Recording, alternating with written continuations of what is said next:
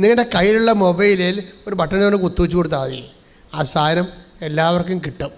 എന്നിട്ട് ആ ലിങ്ക് വേണമെങ്കിൽ നിങ്ങൾക്ക് ഷെയർ ചെയ്യാൻ പറ്റും. അപ്പോൾ അവിശ്വാസം പരിഹരിക്കും. നിങ്ങളെന്താണ് വിശ്വാസത്തിൻ്റെ പ്രവൃത്തികൾ ചെയ്യണം. പ്രാർത്ഥിക്കുക, കർത്താവേ അവിശ്വാസം പരിഹരിക്കാൻ വിശ്വാസത്തിന്റെ പ്രവൃത്തികൾ ചെയ്യാൻ എനിക്ക് പ്രത്യേക അഭിഷേകം നൽകണമേ. ശ്രദ്ധിക്കട്ടെ. വിശ്വാസം വിശ്വാസം വിശ്വാസം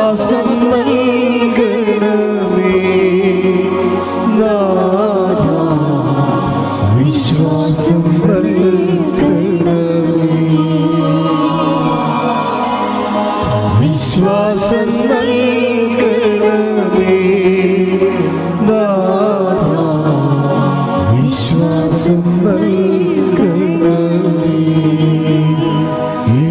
ഹൃദയത്തിൽ നീ വരണേ. വിശ്വാസം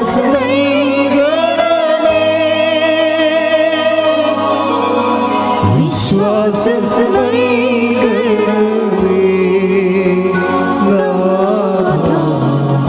വിശ്വാസം പരിശുദ്ധ പരമ ദിവ്യകാരുണ്യത്തിന് ആരാധനയും സ്തുതിയും പുകഴ്ചയും ഉണ്ടായിരിക്കട്ടെ. ഇപ്പോഴേ ഈ വിശ്വാസമായാലും സ്നേഹമായാലും ഈ രണ്ടുമാണ് ശരിക്കും വർക്ക് ചെയ്യണത്. നമ്മുടെ ഉടമ്പടി ആക്ടിവേറ്റ് ചെയ്യേണ്ട രണ്ട് ഇന്ധനങ്ങളെന്ന് പറയണത്, ഈ രണ്ട് ചിറകെന്ന് പറയണത്, ഒന്ന് വിശ്വാസവും ഒന്ന് സ്നേഹവുമാണ്. രണ്ട് ചിറകിലാണ് ഉടമ്പടി പോണത്. പക്ഷേ ഈ വിശ്വാസവും സ്നേഹവും ഒരു കുഴപ്പമുണ്ടാവും അതിൻ്റെ അകത്ത്. എന്താ കാര്യം? അത് ചില സമയത്ത് പൂർണ്ണമാകത്തില്ല. വിശ്വാസത്തിൻ്റെ ഒരു കുഴപ്പമുണ്ടാകും, അതിനകത്ത് അവിശ്വാസത്തിൻ്റെ കണ്ടൻറ്റുകളുണ്ടാവും. അപ്പോൾ ഓരോരോ അസൈൻമെൻറ്റുകൾ, ഓരോ ഗൃഹപാഠങ്ങൾ നമ്മൾക്ക് തന്നിട്ട് നമ്മളതിനെ എങ്ങനെയാണ് റെസ്പോണ്ട് ചെയ്യണത് എന്ന് നോക്കും. ഇപ്പോൾ ഇവർ മിനി ജോസഫ് അവരെന്നാ റെസ്പോണ്ട് ചെയ്യും?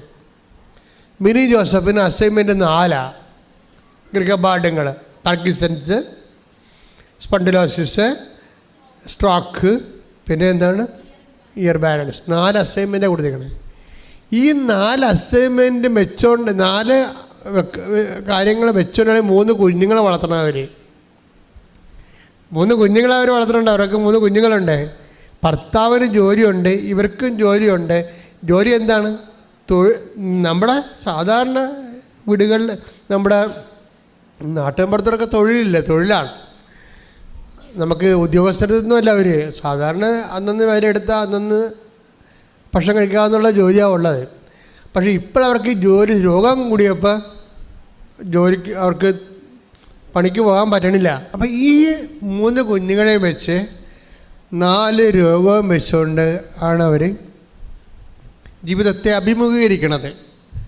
അപ്പോൾ അവർ അമ്മയടുത്ത് വന്ന് അപ്പോഴേ ഇവർക്ക്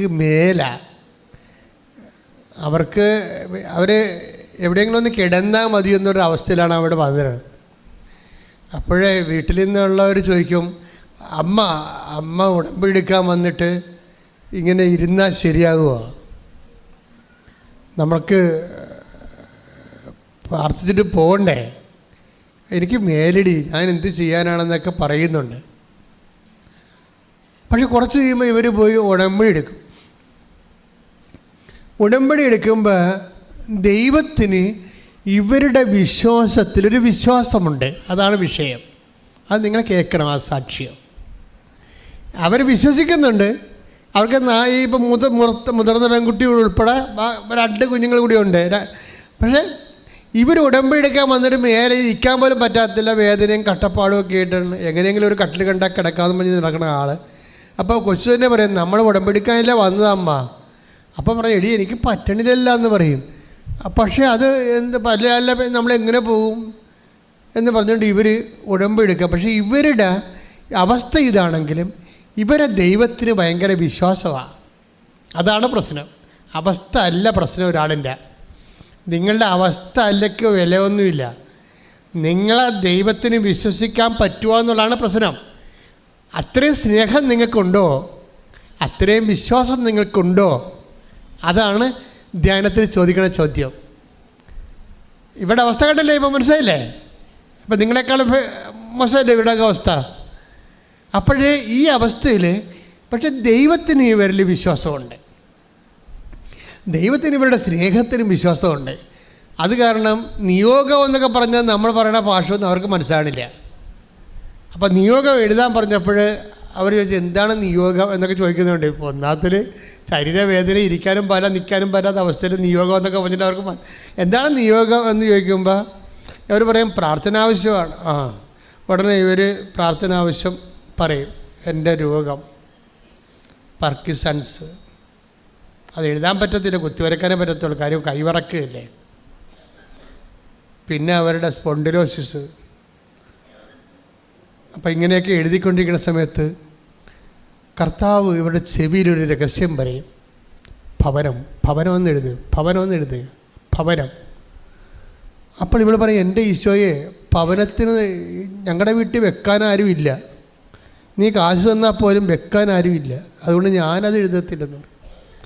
കാര്യം വെച്ചാൽ ഭർത്താവ് ജോലിക്ക് പോയിട്ട് വേണം കുടുംബം കഴിയാൻ. ഇവൾക്ക് കിടപ്പായി പോയില്ലേ, ഇവൾ ഉള്ളതും ഇല്ലാത്ത ഒരു ഇരിക്കണം. അപ്പം നമുക്ക് പൈസ ഇപ്പം ലൈഫ് മിഷനിൽ നിന്ന് പഞ്ചായത്തിൽ നിന്ന് കിട്ടിയാലും ബാക്കി കാശ് കണ്ടുപിടിച്ചാലും അത് നിന്ന് ചെയ്യിക്കാനുള്ള പരുവം വീട്ടിലില്ല. വീടാണെങ്കിൽ പൊട്ടിപ്പൊളന്നിരിക്കുക. ആ പാവപ്പെട്ടവളുടെ രോഗത്തിൻ്റെ ആധിക്യം കാരണം ഭവനത്തിൻ്റെ കാര്യം വെക്കാൻ മറന്നുപോയി. അപ്പം കർത്താവ് ഓർപ്പിച്ച് കൊടുക്കുകയാണ്. ഇതാണ് ആൾക്കാർ, ഇങ്ങനെയുള്ള ആൾക്കാരൊക്കെ നാട്ടിലുണ്ട്, ഓർത്തേക്കണം. നമ്മുടെ കാര്യം നമ്മൾ മറന്നാലും നമ്മളെ മറക്കാത്ത ദൈവം കൈയിടിച്ച് കസു കിടലി.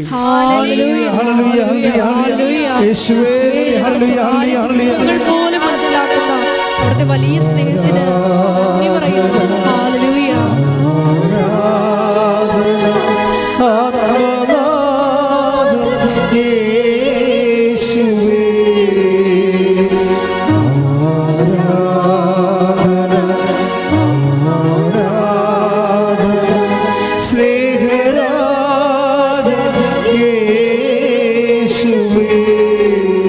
പരിശുദ്ധ പരമദിവ്യകാരുണ്യത്തിന് ആരാധനയും സ്തുതിയും പുകഴ്ചയും ഉണ്ടായിരിക്കട്ടെ. മക്കളെ, എന്നിട്ട് ഇവർ അവസാനം 5ാമത്തെ നിയോഗമായിട്ട് ഭവനമെന്ന് എഴുതും.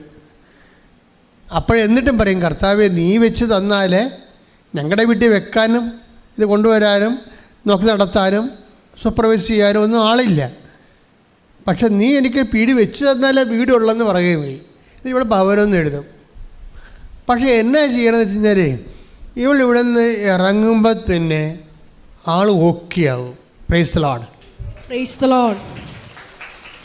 പിന്നെ ഒരു 2 മാസത്തിന് 1 മാസത്തിന് ഉള്ളിലേ ഒരു ഏജൻസി ഇവർക്ക് ഭവനം വെച്ച് കൊടുക്കും. ശ്രുതിക്കട്ടെ ഹല്ലേലൂയ. ഹല്ലേലൂയ. ഹല്ലേലൂയ.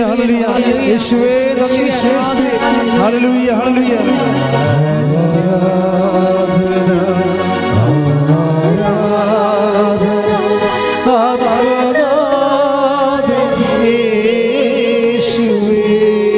ആരാധന കൈവീശിക്കണം.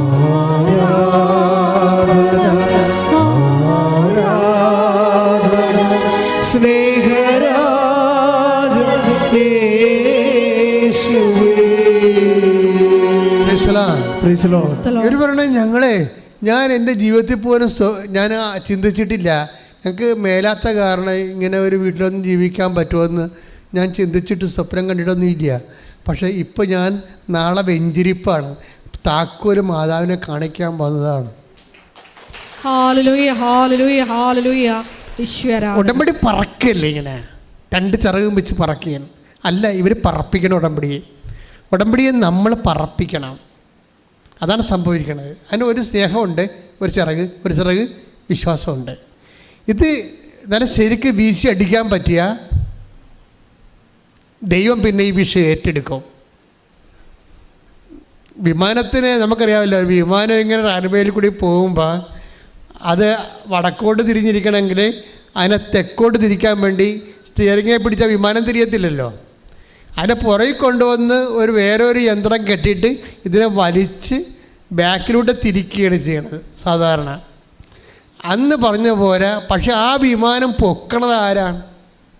അതിൻ്റെ സ്പീഡാണ് പൊങ്ങണത്. ഇപ്പം നമ്മുടെ വിമാനത്തിൽ ഇരിക്കുമ്പോൾ തന്നെ 200 കാണിക്കും. നമ്മുടെ ചെയറിൻ്റെ മുകളിൽ അവിടെ കമ്പ്യൂട്ടർ ഇരിപ്പുണ്ടല്ലോ, ഫ്രണ്ടിൽ ചെയറിൻ്റെ ബാക്കിൽ അവിടെ കമ്പ്യൂട്ടർ. ഇപ്പോൾ 200, അപ്പോൾ ഫ്ലൈറ്റ് ചെയ്യുമ്പോൾ 300, റൺവേയിൽ കാണിക്കുമ്പോൾ അത് പെട്ടെന്ന് 750 കിലോമീറ്റർ സ്പീഡെന്ന് പറയുമ്പോൾ തന്നെ ഈ ചിറകിലേക്ക് വന്ന് ഈ വിമാനത്തിൻ്റെ ഈ കാറ്റ് മുഴുവൻ അടിച്ചിട്ട് ചിറകിലേക്ക് ഈ സാധനം പൊങ്ങും. എത്രയോ മനുഷ്യരെ എടുത്തുകൊണ്ടാണ് വിമാനം പൊങ്ങണത്. സ്പീഡ് കൊണ്ടാണ്, ചിറകിൽ കാറ്റ് വന്നടിക്കുമ്പോഴുള്ള സ്പീഡാണ്. ഇതുപോലെ നിങ്ങളുടെ ചിറകിൽ കാറ്റ് വന്നടിച്ച് നിങ്ങളെ പൊക്കണം. അതിനുള്ള തീഷ്ണത ഈ വിശ്വാസ പ്രവർത്തനങ്ങൾക്കും സ്നേഹപ്രവർത്തനങ്ങൾക്കും ഉണ്ടാകണം. ഉടമ്പടിയിൽ പ്രാർത്ഥിക്കുക, കർത്താവേ എൻ്റെ ഉടമ്പടിയിലെ ദൈവസ്നേഹവും വിശ്വാസ പ്രവർത്തനവും വർദ്ധമാനമാകുവാൻ കലർപ്പില്ലാത്തതാകുവാൻ എന്നെ പ്രത്യേക അഭിഷേകം ചെയ്യണമേ. ശ്രുതികടെ ഹല്ലേലൂയ ഹല്ലേലൂയ ഹല്ലേലൂയ യേശുവേ നന്ദി. ഹല്ലേലൂയ ഹല്ലേലൂയ ഹല്ലേലൂയ ഹല്ലേലൂയ മഹത്വം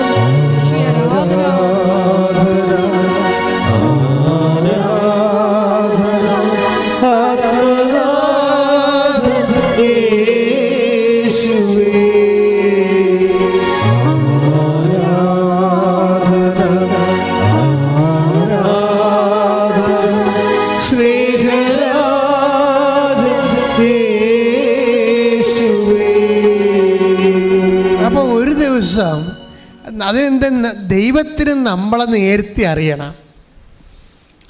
ഇതിൻ്റെ ഉടമ്പടി ഏറ്റവും വലിയ വിജയം ഇതാണ്. ദൈവത്തിന് നമ്മളെ നേരത്തെ അറിയണം.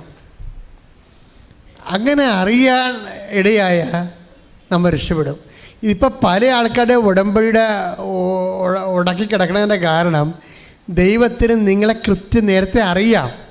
നിങ്ങളുടെ മുഴുവൻ ഡീറ്റെയിൽസും ദൈവത്തിൻ്റെ കയ്യിലുണ്ട്. അപ്പം നിങ്ങൾ ഉടമ്പടി ഉഴപ്പ് വന്നും തൽക്കാലം വല്ല അടയാളം കണ്ടാൽ മാത്രമേ വല്ല രോഗിനെയും പോയി കാണത്തുള്ളെന്നും പത്രം തന്നെയാണെങ്കിലും നിങ്ങൾക്കൊക്കെ ബോധിക്കണ സമയത്തെ കൊടുക്കത്തുള്ളെന്നും അതൊന്നും തീഷ്ണമായിട്ട് ചെയ്യത്തില്ലെന്നും ഒക്കെ ദൈവത്തിന് അറിയാം. അതുകൊണ്ട് തന്നെ ആദ്യമേ സാധനം പൊങ്ങാൻ പറ്റണില്ല, പിന്നെയല്ല പറക്കണത്. വിമാനം പൊങ്ങത്തില്ല, അങ്ങാടി കടന്ന് തിരിച്ചിടാനേ പറ്റത്തുള്ളൂ. ഈ സാധനം ഉടമ്പടി എടുത്തിരിക്കുന്ന പല അണ്ണന്മാർ അങ്ങാടി കടന്ന് ദൈവം തിരിച്ചിടുകയാണ്, അല്ലാതെ പറക്കത്തില്ല ഈ സാധനം. അതിൻ്റെ കാര്യം വെച്ച് കഴിഞ്ഞാൽ ഇവരുടെ കയ്യിൽ ദൈവസ്നേഹമില്ല. കർത്താവ് എപ്പോഴും ചോദിക്കണം കയ്യിൽ എന്തുണ്ടെന്ന് ചോദിക്കത്തില്ലേ. ഏറ്റവും വലിയ പ്രശ്നമാണ്. പക്ഷേ കർത്താവിന് ചെയ്യാവുന്നേ ഉള്ളൂ, പക്ഷെ ചെയ്യത്തില്ല.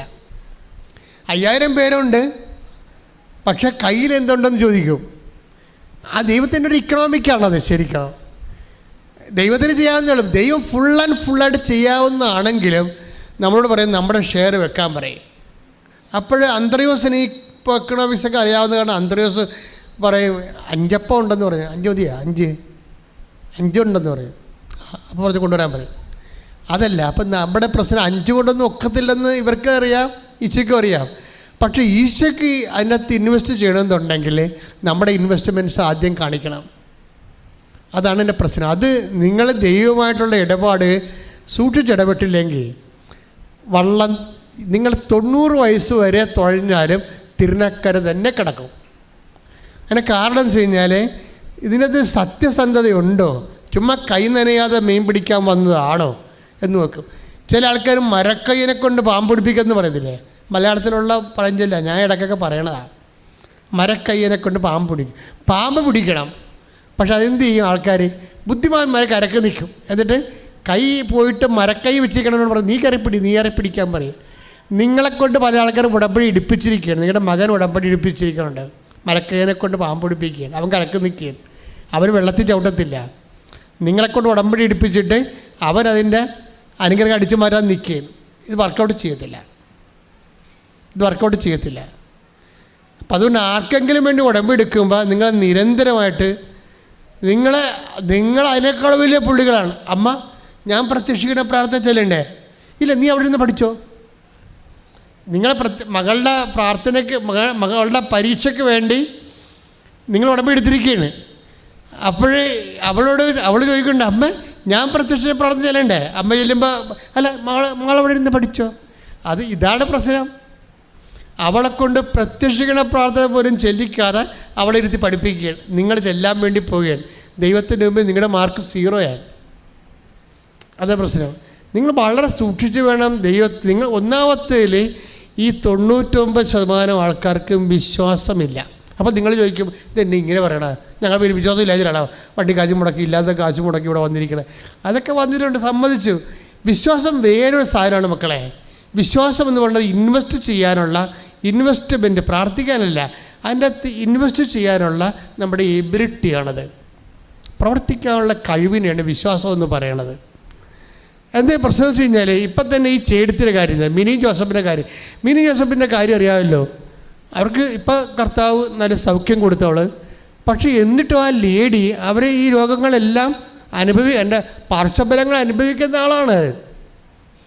പക്ഷേ എന്നിട്ട് ഇവൾ കർത്താവിനോട് രാവിലെ പറയും, വെളുപ്പിനെ പ്രത്യക്ഷിക്കുന്ന പ്രാർത്ഥന, കർത്താവേ എനിക്ക് ഈ ഓൾഡ് ഏജ് ഹോമൊക്കെ ഒന്ന് കണ്ടാൽ കൊള്ളാവുന്നുണ്ട്, പ്രായമുള്ള ആൾക്കാരെ താമസിപ്പിക്കുന്ന സ്ഥലത്തൊക്കെ ഒന്ന് പോയാൽ കൊള്ളാവുന്നുണ്ട്, ഞാനിങ്ങനെ ഒറ്റയ്ക്ക് എങ്ങനെ പോണത്? അപ്പം അതുകൊണ്ട് എനിക്കൊരു കൂട്ടുകാരത്തെ വേണം, ഞങ്ങൾ തിരക്കി പിടിച്ചെടുക്കാം.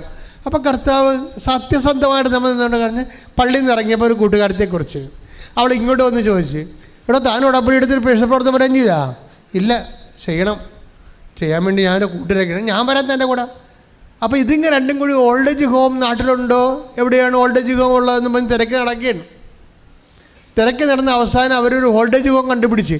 അപ്പോഴാണ് അവരറിയണത് അവിടെ നാട്ടിൽ തന്നെ ഇങ്ങനെ ഒരു ഇൻസ്റ്റിറ്റ്യൂഷൻ ഉള്ള കാര്യം അറിയണത്. അപ്പോൾ അങ്ങനെ അറിഞ്ഞിട്ട് അവരവിടെ അങ്ങോട്ട് ചെന്ന് ചോദിക്കും, ഞങ്ങൾ ആലപ്പുഴ പോയി ഉടമ്പടി എടുത്ത ഒരാളാണ്, അവർ ഇൻട്രൊഡ്യൂസ് ചെയ്യണതാണ്. ഞങ്ങൾ ആലപ്പുഴ പോയി ഉടമ്പടി എടുത്ത ആൾക്കാരാണ്, മാതാവിൻ്റെ അടുത്ത് ഉടമ്പടി എടുത്തതാണ്, ഞങ്ങൾക്ക് ഇന്ന കാര്യങ്ങളൊക്കെ ചെയ്യണം, അത് ഞങ്ങൾക്ക് ചെയ്യാനുള്ള സാഹചര്യം ഇവിടെ ഉണ്ടാ എന്ന് ചോദിക്കുമ്പോൾ അവർ പറയും, ഇവിടെ ഭക്ഷണം പാകം ചെയ്യാൻ ഒരു ചേടത്തി ഉണ്ട്, പിള്ളേരുടെ ഇതില്ലേ മെൻ്റലി റിട്ടയർഡ് ആയിട്ടുള്ള കുഞ്ഞുങ്ങളുടെ സ്ഥലമാണ്, ഓൾഡ് ഏജ് ഹോമല്ല, ഈ മെൻ്റലി റിട്ടയർഡ് ഈ ഫിസിക്കലി ഹാൻഡിക്യാപ്ഡ് ചാലഞ്ചറായിട്ടുള്ള കുഞ്ഞുങ്ങളുടെ സ്ഥലമാണ്. അപ്പോൾ അവർ പറയും, കുഞ്ഞുങ്ങൾക്ക് ഭക്ഷണം ഉണ്ടാക്കി കൊടുക്കാൻ ഒരാൾ പകൽ വരും, പക്ഷേ രാത്രി കുഞ്ഞുങ്ങളുടെ കൂടെ കിടക്കാൻ ആരുമില്ലെന്ന് പറയും. ഉടനെ ഈ ചെടുത്ത് പറയും, ഞാൻ കിടന്നോളാമെന്ന് പറയും വന്ന്. അപ്പോൾ പിന്നെ എന്താ രസം എന്ന് വെച്ചാൽ, ഇവർക്ക് 2 പെൺപിള്ളേരാണ് 2 പേര്, അതുങ്ങളെ ഈശോനെ ഏൽപ്പിച്ചിട്ട് രാത്രി വൈകുന്നേരം ആകുമ്പോൾ ഇവർ പോരും അവിടുന്ന്. ഇവർ പോന്നിട്ട് ഇവിടെ വന്ന് ഈ കുഞ്ഞുങ്ങളുടെ കൂടെ കിടക്കുകയാണ്. നിങ്ങൾക്കറിയാമല്ലോ, ഈ ബുദ്ധി മാന്യമൊക്കെയുള്ള കുഞ്ഞുങ്ങളുടെ കൂടെ കിടന്നെന്ന് പറഞ്ഞാൽ കിടക്കാമെന്ന് പറ്റത്തില്ല, പിള്ളേരൊക്കെ തൂറി മെഴുകിക്കാണ് അവിടെയൊക്കെ. അത് നിസ്സാര കാര്യമല്ല, ഒറ്റക്ക് പോകത്തില്ല ഈ കാര്യം, ഒറ്റ നടപ്പിനെ പോകത്തില്ല. ആ പെയിൻ മുഴുവൻ അവർ ഏറ്റെടുക്കുകയാണ്. ഇവരിതൊക്കെ ചെയ്യുമെന്ന് കർത്താവിന് നേരത്തെ അറിയാം. അതാണ് ഈ ഉടമ്പടി പെട്ടെന്ന് ബ്രേക്കാകാൻ കാരണം. പിടിയിടുക, പെട്ടെന്ന് ഇങ്ങനെ പുഷ്പിക്കാൻ കാരണം ഇവരിതൊക്കെ ദൈവത്തിൻ്റെ പേരിൽ ചെയ്യുമെന്ന് ദൈവത്തിന് നമുക്കറിയത്തില്ല, ദൈവത്തിനറിയാം. നമ്മൾ തിരുസേനി വരുമ്പോഴല്ല, അതല്ലേ ഇവളുടെ കയ്യിരിപ്പിതായതുകൊണ്ട് ദൈവത്തിന് വേണ്ടി ഇവർ ഏതറ്റം വരെയും പോകുമെന്ന് അറിയാതുകൊണ്ടാണ് ഇവർ എഴുതുമ്പോൾ പറയും, മകളെ ഭവനം ഭവനം ഭവനം എന്ന് പറയും. എന്താ കാര്യം? അത് കൊടുക്കാൻ തീരുമാനിച്ചിരിക്കുന്നു. കയ്യിലെന്താ കാര്യം? അവർക്ക് ദൈവസ്നേഹമുണ്ട്. കൈയിടിച്ച്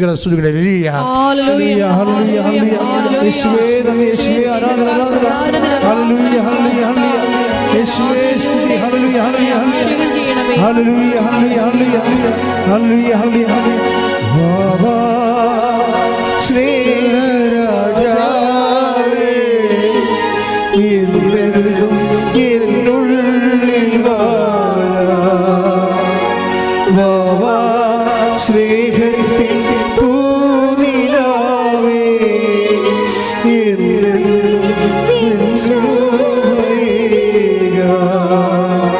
വാവാ സ്നേഹരാജാവേ എന്നെന്നും എന്നുള്ളിൽ വാഴാ വാവാ സ്നേഹത്തിൻ എന്നുള്ളിൽ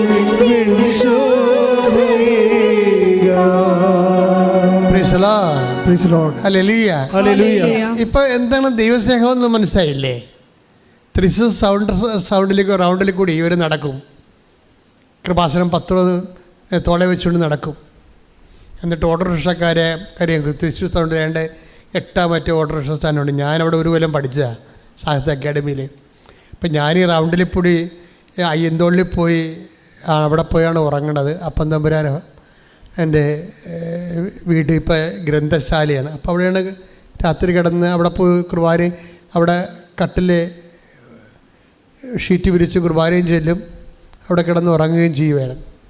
ഒരു കാലം ഉണ്ടായിരുന്നു 2008.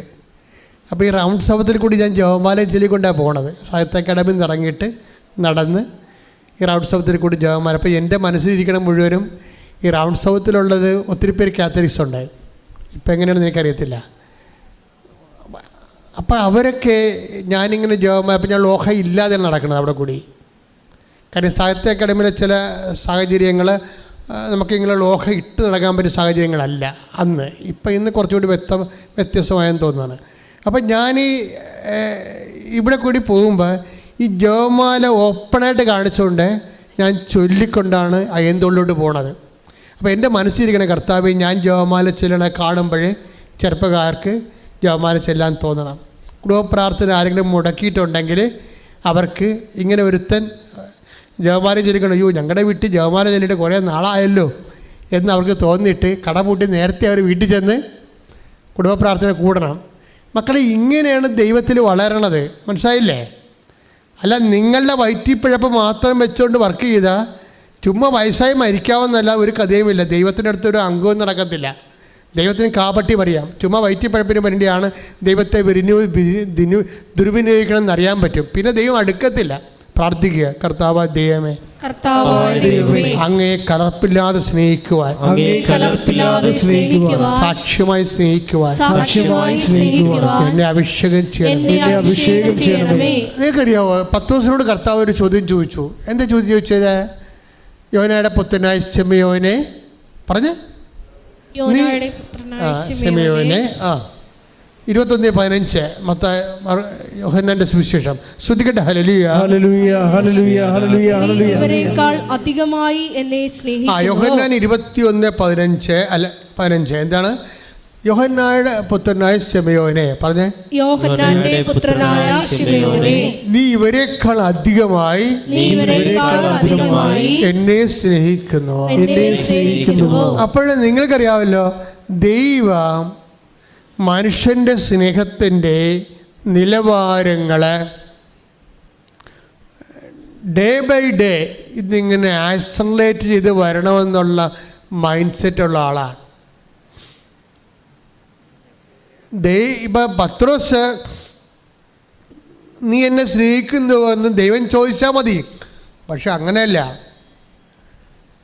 അവരെ കൂടി കൂടെ നിൽക്കുന്നവരെ കൂടി ഇതിനകത്ത് കമ്പനി ചേർത്താണ് ചോദിക്കണത്. അപ്പം കമ്പനിയിൽ അകപ്പെട്ടിരിക്കുന്ന ആൾക്കാരും വിചാരിക്കണം പത്രോസിൻ്റെ സ്നേഹത്തെ അളക്കാൻ പോണത് ഞങ്ങളുടെ സ്നേഹം വെച്ചാണെന്ന് അറിയണം. അപ്പോൾ ദൈവത്തിൻ്റെ ഉദ്ദേശം എന്താണ്?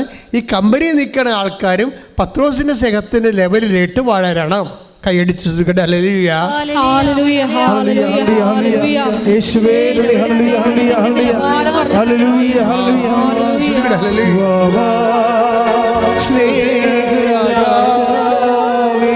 സ്നേഹത്തോടെ സന്തോഷത്തോടെ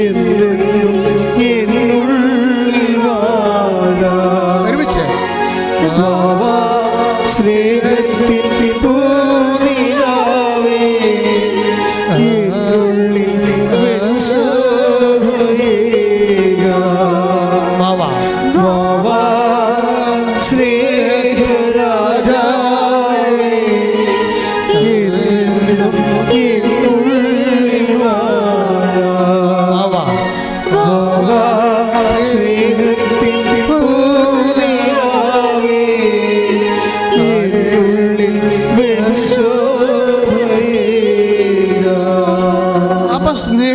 കാര്യത്തിൽ നമ്മളെ തമ്മിൽ മത്സരിപ്പിച്ചുകൊണ്ട് എല്ലാവരും എ ഗ്രേഡിലേക്ക് മാറ്റിക്കണ ദൈവം.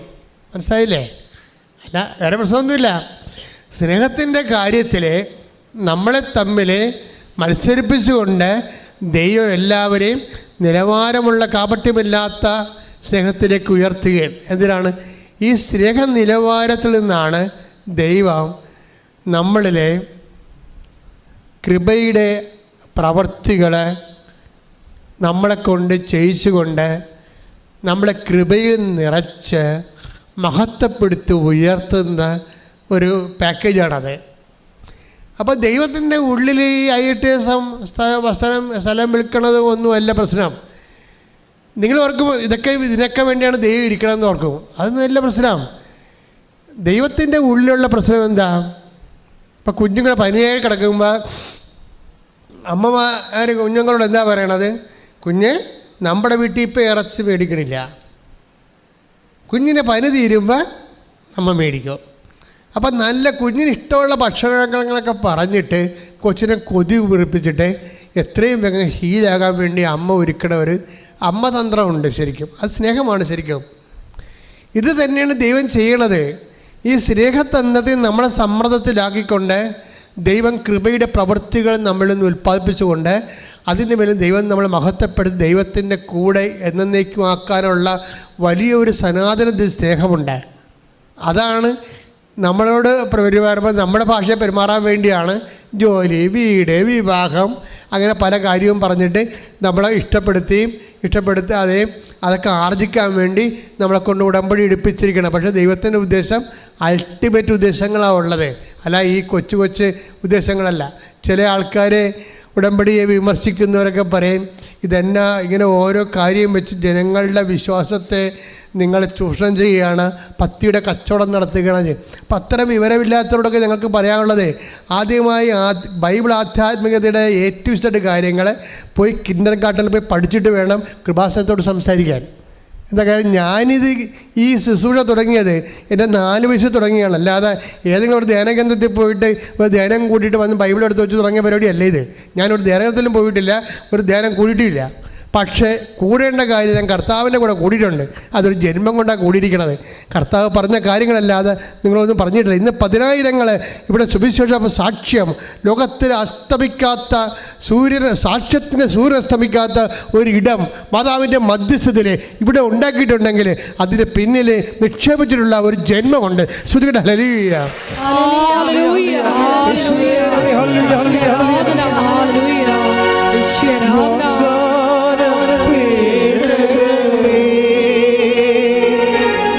സ്വർഗീയ പൊന്മലരേ,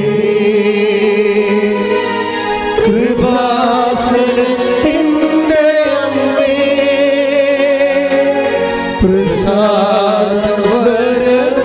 പ്രസാദവരമാതാവേ, ഒരുമിച്ച് പാടുക. കൃപാസനത്തിൻ്റെ അമ്മേ,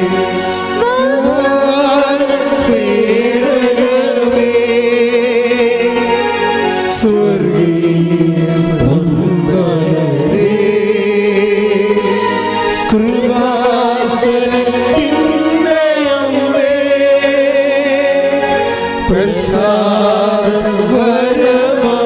പ്രസാദവരമാതാവേ, പരിശുദ്ധ പരമദിവ്യകാരുണ്യത്തിന് എന്നേരവും ആരാധനയും സ്തുതിയും പുകഴ്ചയും. പരിശുദ്ധ പരമദിവ്യകാരുണ്യത്തിന് എന്നേരവും ആരാധനയും സ്തുതിയും പുകഴ്ചയും. പരിശുദ്ധ പരമദിവ്യകാരുണ്യത്തിന് എന്നേരവും ആരാധനയും സ്തുതിയും പുകഴ്ചയും.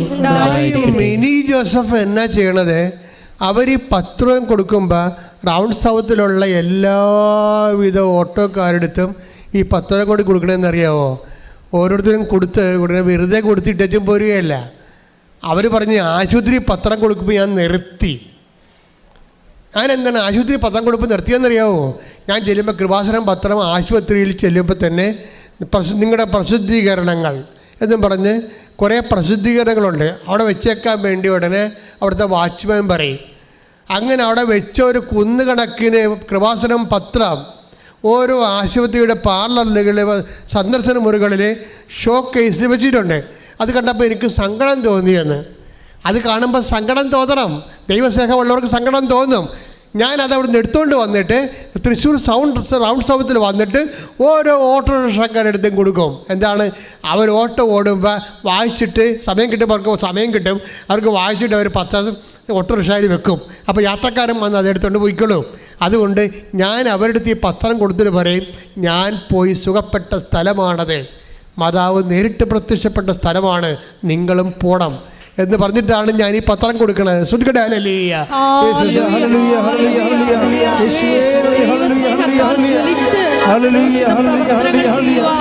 ആരാധനയിലൂടെ ഞങ്ങളെ അഭിഷേകം ചെയ്യണമേ.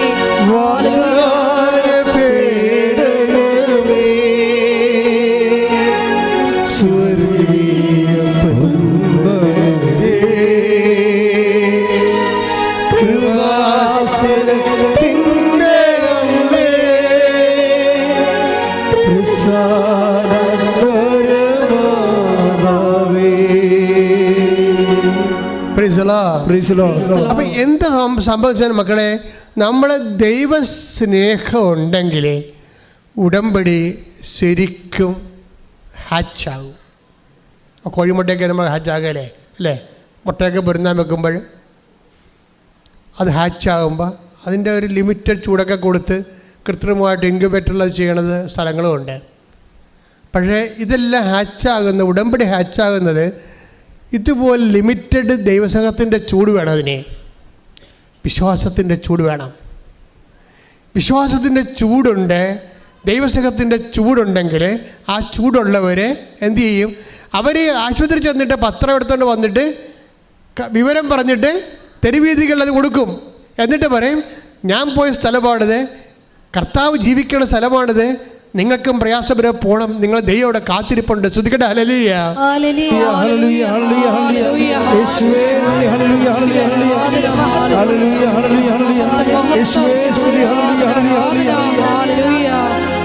സ്വന്തം സാക്ഷി അനുഭവത്തിലൂടെ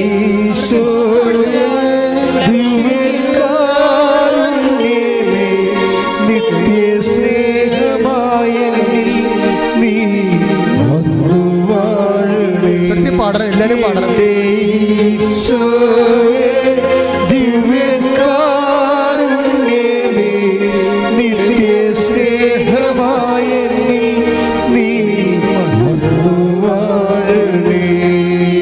പരിശുദ്ധ പരമ ദിവ്യകാരുണ്യത്തിന് ആരാധനയും സ്തുതിയും പുകഴ്ചയും ഉണ്ടായിരിക്കട്ടെ. ഇപ്പം മനസ്സിലായില്ലേ? It is very simple. ഉടമ്പടി വളരെ സിമ്പിളാണ്. എന്താ കാര്യം? ഇതിന് ഇത്രയും കാര്യങ്ങളൊക്കെ മതി, ഇത് പെട്ടെന്ന് ഹാച്ചാവും.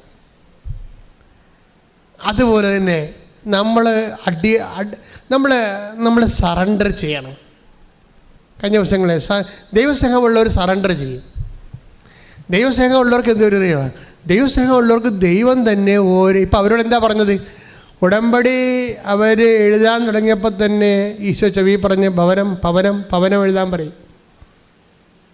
കർത്താവ് ഈശോയ്ക്ക് ഇഷ്ടം അത് ഉടമ്പടിയിലൂടെ കൊടുത്തിട്ട് മാതാവിനെ മഹത്വപ്പെടുത്തുകയാണ് ഉദ്ദേശം. മനസ്സിലായില്ലേ? ഇതിനകത്തുള്ള അവർ തമ്മിലുള്ള ഏർപ്പാടുകളാണത്. അല്ലെങ്കിൽ പറഞ്ഞു കൊടുക്കേണ്ട ഒരു കാര്യമില്ല. അവർ ഈശോ പറഞ്ഞെന്ന് അതിനോട് പറഞ്ഞത് അല്ല, മാതാവ് പറഞ്ഞെന്നല്ല പറഞ്ഞത്. അവരെഴുതി കൊണ്ടിരിക്കുമ്പോൾ പറയും ഭവനം ഭവനം എന്ന് വെച്ച് കഴിഞ്ഞാൽ ഭവനം കൊടുക്കാൻ ഈശോ നേരത്തെ തീരുമാനിച്ചു. പക്ഷെ അത് മാതാവ് തുറു കൊടുക്കണമെന്നാണ് ഈശോയുടെ ഒരു പദ്ധതി. അതാണ് കാനായി സംഭവിച്ചത്. അത് തന്നെയാണ്. കാനായിൽ ആ വെള്ളമൊക്കെ വീഞ്ഞാക്കാനൊക്കെ കർത്താവ് നേരത്തെ തീരുമാനിച്ച കാര്യമാണ്. പക്ഷേ ആദ്യമായിട്ട് കൈനീട്ടം കൊടുക്കണമെങ്കിൽ അത് അമ്മയുടെ കൈ കൊണ്ട് കൊടുക്കണമെന്നാണ്. കൈ ഇടിച്ചിട്ട് ഹല്ലേലൂയ.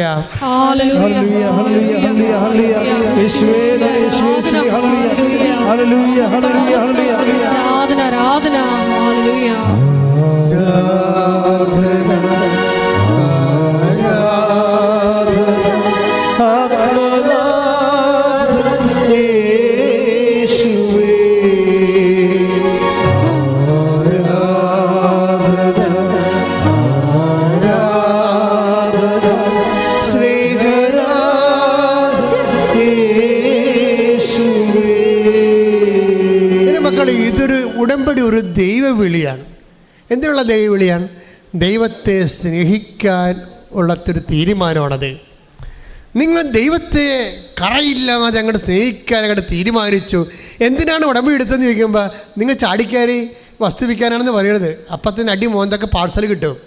വെറുതെ എന്തിനാണ് വന്ന് പണി മേടിക്കണത്? ദൈവത്തെ സ്നേഹിക്കാൻ. കഴിഞ്ഞ ദിവസം ഒരു വക്കീലുണ്ടായിരുന്നു. വക്കീലിൻ്റെ പേരെന്നാ റോബിൻസ് തോമസ്, അഡ്വക്കേറ്റാണ്, കോഴിക്കോട്. അപ്പം വക്കീലിൻ്റെ ഒരു സാക്ഷ്യം പറയണത് ഉടമ്പടി ഞാൻ ഞായറാഴ്ച കുർബാനക്കൊക്കെ പോകുന്ന ആൾ തന്നെയാണ്. അയാൾ പറഞ്ഞ രസം, വക്കീലാണ്, ഞാൻ ഞായറാഴ്ച കുർബാനക്കൊക്കെ പോകുന്ന ആൾ തന്നെയാണ്. പക്ഷേ എനിക്ക് വിശ്വാസം അത്ര കണ്ട് എല്ലാ കാര്യവും അങ്ങോട്ട് ദഹിക്കണില്ല. അപ്പം വിശ്വാസം എൻ്റെ പ്രാർത്ഥനാ ജീവിതത്തെ, കുടുംബ പ്രാർത്ഥനയൊക്കെ എനിക്ക് അങ്ങനെ ഉണ്ടെങ്കിൽ കൂടും, പകുതി കൂടും, മുക്കാൽ കൂടും, ചിലപ്പോൾ കൂടത്തില്ല, അങ്ങനെയൊക്കെയാണ്. പക്ഷെ ഉടമ്പടി എടുത്തു കഴിഞ്ഞപ്പോൾ എൻ്റെ ജീവിതം അങ്ങോട്ട് മാറിപ്പോയി. വക്കീൽ പറഞ്ഞത് എൻ്റെ രസമാണ്. വക്കീലിൻ്റെ പ്രശ്നം എന്താണെന്നറിയാവാ, പാവപ്പെട്ടവൻ 19 കൊല്ലം കോടതിയിൽ നല്ല ഹൈ ക്ലാസ് വക്കീലാണ്. പക്ഷേ ഇപ്പോഴേ അങ്ങനെ കോടതിയിൽ ഒരു പുതിയ തസ്തിക വന്ന്, എന്നാ തസ്തിക എന്ന് വെച്ചാൽ assistant government pleader. Assistant government പ്ലീഡറിൻ്റെ ഒരു തസ്തിക.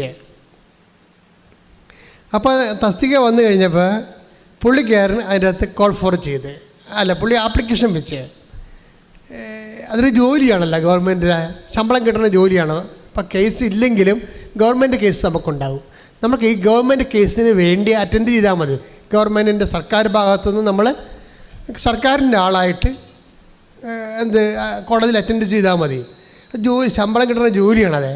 അപ്പോൾ ഞാൻ 19 കൊല്ലം ആയല്ലേ ഇത് ജോലി ചെയ്യണം. അപ്പോൾ ഞാൻ മാതാവിനോട് പറഞ്ഞു, എനിക്ക് കുറച്ച് നാളെ ഇങ്ങനെ ശമ്പളമുള്ള ജോലി ചെയ്താൽ കൊള്ളാമെന്ന് ആഗ്രഹമുണ്ട് എന്ന് പറഞ്ഞ് ഇങ്ങേര് അതിന് ആപ്ലിക്കേഷൻ വെച്ചു. അപ്പോൾ 8 പേരുടെ ആപ്ലിക്കേഷൻ കോടതിക്ക് കിട്ടി. 8 പേരുടെ ആപ്ലിക്കേഷൻ കിട്ടി. അപ്പോൾ അത് കളക്ടറാണ് നിശ്ചയിക്കുന്നത്. അപ്പോൾ ഈ കളക്ടർ എന്നാ ചെയ്തെന്ന് വെച്ച് കഴിഞ്ഞാൽ, കളക്ടർ അത് മുഴുവനും ജില്ലാ ജഡ്ജിക്ക് അയച്ചു കൊടുത്തു. ആപ്ലിക്കേഷനില്ല, ഈ ഗവൺമെൻറ് പ്ലീഡറിൻ്റെ ആപ്ലിക്കേഷൻസ് 8 ജില്ലാ ജഡ്ജിക്ക് അയച്ചു കൊടുത്തു. ജില്ലാ ജഡ്ജിക്ക് അയച്ചു കൊടുത്തപ്പോൾ അതിനുശേഷം അത് പാസ്സായി വന്നപ്പോൾ ഇങ്ങയുടെ പേരൊഴിച്ച് ബാക്കി ഇങ്ങയുടെ പേര് പോയി. വേറെ 1-2 പേരുടെ പേര് പോയിട്ടുണ്ട്. 2-3 പേർക്കേ അത് കിട്ടിയുള്ളൂ. പക്ഷേ ഇയാൾ നോക്കി, ഇയാൾക്ക് സീനിയോറിറ്റി ഉണ്ട്, ഇന്ന് വരെ ലീഗൽ സ്യൂട്ട്സ് ഒന്നും ഇല്ല ഇയാൾക്കെതിരെ. അപ്പോൾ ഇയാൾക്കൊരു സങ്കടമാവും, എനിക്ക് കിട്ടേണ്ട ജോലിയാണല്ലോ. അപ്പോൾ ഇയാൾ അമ്മയോട് പറയും. അപ്പോൾ ഇയാൾ ഒന്ന് ഉടമ്പടി എടുത്തിട്ട് പറയും, അപ്പോൾ ഇത് പോയില്ല. അപ്പോൾ അമ്മയോട് പറയും, അമ്മ ഇത് എനിക്ക് കിട്ടേണ്ടതാണിത്. ഉടമ്പടി എടുത്ത് ഈ കാശുരൂപമായിട്ട് ഈ മനുഷ്യൻ, അപ്പം ഞാൻ എൻ്റെ ക്ലാസ് എല്ലാം ശ്രദ്ധിച്ചിരുന്നത്, ഈ അഡ്വക്കേറ്റുകാരും ഡോക്ടർമാരും എൻജിനീയേഴ്സും ഒക്കെ ഉടമ്പടി എടുക്കാൻ വരുമ്പോൾ ചില ആൾക്കാർ അവർക്ക് കൂടുതലുള്ള കാരണം ഉടമ്പടി ബുദ്ധിപരമായിട്ട് മനസ്സിലാക്കേണ്ട കുറേ കണ്ടൻസുകളുണ്ട് അതിൻ്റെ അകത്ത്. ചില ചേച്ചിമാരത് ധ്യാനപ്രസംഗം പോലെ കൂടണം, അതുകൊണ്ടാണ് അവർക്കൊന്ന് കിണിയാമണി അറിയാൻ പാടില്ലാതെ വരുന്നതിൻ്റെ കാര്യത. ചിലർ എഡ്യൂക്കേറ്റഡ് ഓഡിയൻസ്, അവർ കാര്യങ്ങൾ മനസ്സിലാക്കിയിട്ട് നമ്മൾക്ക് ഇൻവെസ്റ്റ് ചെയ്ത് കഴിഞ്ഞാൽ ഇതിനകത്ത് റിട്ടേൺസ് ഉണ്ട്, വളവിട്ട വരുമാനം ഉണ്ടെന്ന് അവർക്കറിയാം. അപ്പോൾ വളവിടാൻ ശാസ്ത്രീയമായിട്ട് അവർ വളവിടും അതിൻ്റെ അകത്ത്. അപ്പോൾ വക്കീൽ നോക്കുമ്പോൾ ഇത് കാര്യം കറക്റ്റ് സംഭവം, ഈ പറഞ്ഞ ഉടമ്പടി പറയുന്ന സംഭവം ടെക്നിക്കലായിട്ട് ഓക്കെ ആയിട്ട് വർക്കൗട്ട് ചെയ്യണതാണ്. എനിക്കാണെങ്കിൽ പുള്ളിക്കാരനാണെങ്കിൽ സർവീസ് കേസൊന്നും ഇല്ല, പിന്നെ ആവശ്യത്തിന് സീനിയോറിറ്റി ഉണ്ട്, പിന്നെ കിട്ടാതിരിക്കാൻ ന്യായമില്ല. അപ്പോൾ അതുകൊണ്ട് പക്ഷേ കിട്ടിയില്ല. അപ്പോൾ അമ്മയോടെ വന്ന് കംപ്ലയിൻറ്റ് പറഞ്ഞാൽ പുള്ളിക്കാരെ ഈ കാശ് രൂപ വാങ്ങിച്ചുകൊണ്ട് പോകും. ഉടമ്പടി എടുത്ത് കാശും കൊണ്ട് പുള്ളി വീണ്ടും ജില്ലാ ജഡ്ജിയുടെ ചേംബറിൽ ചെല്ലും. അങ്ങനെ ചെല്ലാൻ പാടില്ല. ഉടമ്പടി എടുക്കുമ്പോൾ കുറേ ആൾക്കാർക്കൊക്കെ ദൈവം പുതിയ എന്തൂസിയാസം കൊടുക്കുമല്ലോ. ഈ കാശുരൂപം പിടിച്ച് ഉടമ്പടി കാശുരൂപം പിടിച്ച് വിശ്വാസപ്രമാണം ചെല്ലി ജില്ലാ ജഡ്ജിയുടെ ചേംബറിൽ ചെല്ലും. സാറേ, ഞാനിങ്ങനെ ലീഗൽ ഗവൺമെൻറ് പ്ലീഡറിന് ആപ്ലിക്കേഷൻ വെച്ചായിരുന്നു, റിജക്റ്റായി. സാർ അതൊന്ന് ആപ്ലിക്കേഷൻ ഒന്ന് പരിശോധിക്കണമെന്ന് പറഞ്ഞു. അപ്പോൾ ശരിക്കും പറഞ്ഞാൽ ജില്ലാ ജഡ്ജി, ഞാനിപ്പോൾ ഈ കോടതി കേസ് കണ്ടുപോകണം, ഈ ജനങ്ങൾക്ക് വേണ്ടി എടുത്ത കേസുള്ള കാരണം നമുക്കറിയാം പല ജഡ്ജിമാരും പല മൂടാണ്. ചില ജഡ്ജിമാർ അവിടെ നിന്നിട്ട് സംസാരിച്ചാൽ തന്നെ എല്ലാത്തിനും കയറ്റി അവിടെ അടിക്കും, ഞാൻ കണ്ടിട്ടുണ്ട്. ചില ജഡ്ജിമാർ അല്പം മൊബൈലൊക്കെ വിളിക്കില്ല ചില പ്രതികൾ അവിടെ നിന്ന് വെച്ചു.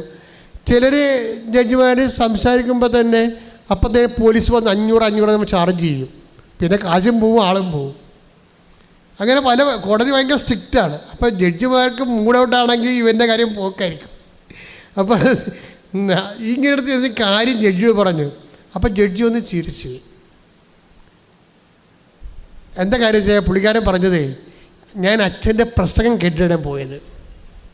അച്ഛൻ പറഞ്ഞിട്ടുണ്ട്, നിങ്ങളുടെ കയ്യിൽ ഉടമ്പടിക്ക് ആശ്രയം ഉണ്ടെങ്കിൽ അത് മോശയുടെ വടി പോലെയായിരിക്കും. മോശയ്ക്ക് ദൈവം കൊടുത്ത വടിയാണ്. അത് വെച്ച് ചെങ്കടലിൻ്റെ മേലെ ദൈവനാമത്തിൽ വീശുമ്പോൾ കടൽ പിളർക്കും. അല്ല, നമ്മൾ കൈകൊണ്ട് വെള്ളം കോരിയാൽ പോണ കേസല്ലത്. ദൈവം തന്നെ പിളർത്തും. നിന്നോട് കടലിൻ്റെ മീതെ കൈ കാണിക്കാനേ പറഞ്ഞിട്ടുള്ളെന്ന് പറയും. അപ്പോൾ അതുപോലെ ഉടമ്പടിയിലെ മാതാവാണ് നിങ്ങളുടെ കൂടെ വരണത്. വക്കീലിൻ്റെ കാര്യം മനസ്സിലായി. ഉടമ്പടി വെള്ള ഉടമ്പടി സിൽവർ ഗ്രേ ആണെന്ന് പറഞ്ഞതല്ല മൊണ്ണകൾക്ക് ഇപ്പോഴും മനസ്സിലായിട്ടില്ല. അതിലൂടെ മാതാവാണ് കൂടെ വരണമെന്നും അതെങ്ങനെയാണ് അത് ജീവിക്കേണ്ടതെന്നും വക്കീലിൻ്റെ കാര്യം മനസ്സിലായി. വക്കീൽ മാതാവിനെ കൊണ്ട് ചെന്നപ്പോൾ തന്നെ ജഡ്ജി ചിരിച്ചും പറഞ്ഞ്, ശരി, നിങ്ങൾ ബാർ അസോസിയേഷനിൽ ചെന്നിട്ട് നിങ്ങളുടെ ക്യാരക്ടർ സർട്ടിഫിക്കറ്റ് കൊണ്ടുവരാൻ പറഞ്ഞു. നിങ്ങളുടെ സ്വഭാവ സർട്ടിഫിക്കറ്റ്, വക്കീലുമാരുടെ സംഘടനയില്ലേ, സ്വഭാവ സർട്ടിഫിക്കറ്റ്. സ്വഭാവ സർട്ടിഫിക്കറ്റ് കൊണ്ട് ചെന്ന് പിന്നെ നിങ്ങളുടെ സീനിയോറിറ്റി തെളിയിക്കുന്ന സർട്ടിഫിക്കറ്റ് അതുകൊണ്ട് സക്സസ് ക്ലർക്കിന് കൊടുത്ത് അത് എന്നിട്ട് റിമൈൻഡ് ചെയ്ത് പിറ്റേ ദിവസം വൈകുന്നേരം ഈ മനുഷ്യൻ വീണ്ടും മാതാവിൻ്റെ ഉടമ്പടിക്ക് ആശീർവാദം വെച്ച് ജഡ്ജിൻ്റെ ചേംബർ ചെല്ലുമ്പോൾ ജഡ്ജി പറയും, ഇറ്റ്സ് ഓക്കെ, നിങ്ങൾ ക്ലർക്കിൻ്റെ ഓഫീസിൽ ചെന്നിട്ട് റിസൾട്ട് നോക്കിയാൽ മതി എന്ന് പറയും. അപ്പോൾ ക്ലർക്കിൻ്റെ ഓഫീസിൽ നിന്ന് റിസൾട്ട് നോക്കുമ്പോൾ പുള്ളിക്കാരനെ ഗവൺമെൻറ് പീരീഡ് അപ്പോയിൻറ്റ് ചെയ്തിരിക്കണം.